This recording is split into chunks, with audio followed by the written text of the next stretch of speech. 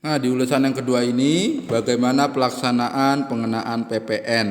Pelaksanaan pengenaan PPN. PPN ini diatur di Undang-Undang Pajak Pertambahan Nilai tahun 1984 menganut metode kredit pajak.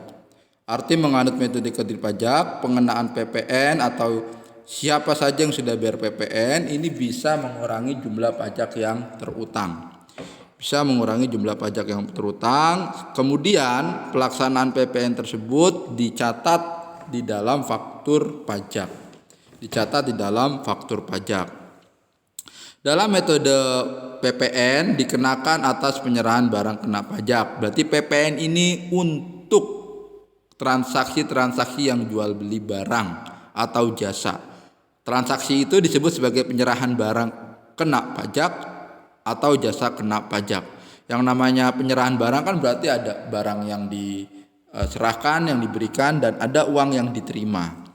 Siapa yang melakukan? Yang melakukan ini adalah pengusaha kena pajak. Jadi tidak sembarang pihak ya yang bisa memungut PPN. Jadi harus pihak yang sudah dikategorikan sebagai pengusaha kena pajak.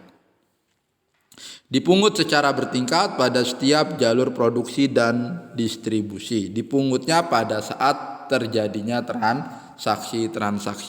Tingkatan itu artinya pada saat transaksinya berapa nilainya ya. Untuk pengenaan pajak berganda atau pengenaan pajak atas pajak dapat dihindari dengan diterapkannya mekanisme pengkreditan pajak masukan, metode kredit pajak. Untuk melakukan pengkreditan pajak masukan, sarana yang digunakan adalah faktur pajak. Faktur pajak ini memuat jumlah pajak pertambahan nilai yang sudah dibayarkan.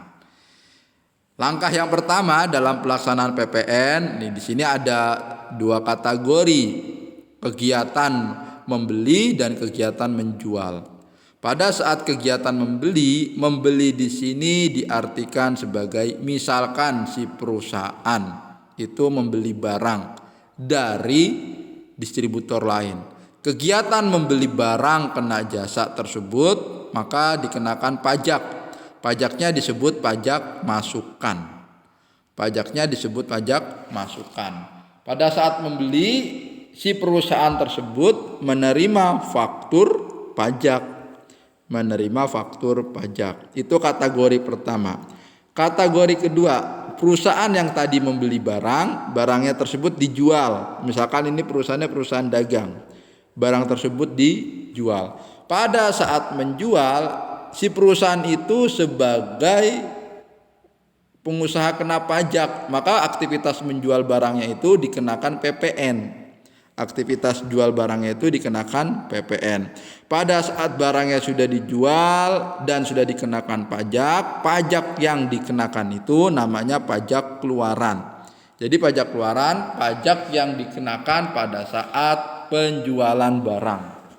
Pajak yang dikenakan oleh PKP pada saat penjualan barang.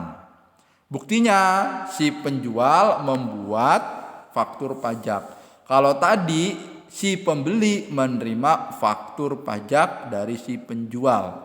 Kalau si penjual pada saat menjual barang dia membuat faktur pajak.